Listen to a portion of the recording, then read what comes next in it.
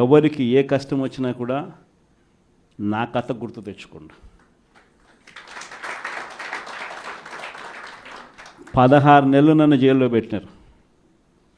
నా మీద కేసులు వేసింది కూడా మళ్ళీ ఎవరో కాదు, అటు కాంగ్రెస్ ఇటు తెలుగుదేశమే.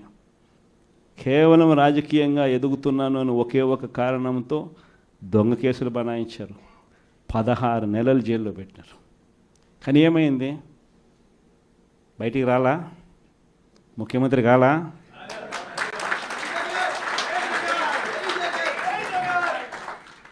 ప్రతి ఒక్కరు ఇది గుర్తుపెట్టుకోండి. ఎవరికైనా ఇంతే.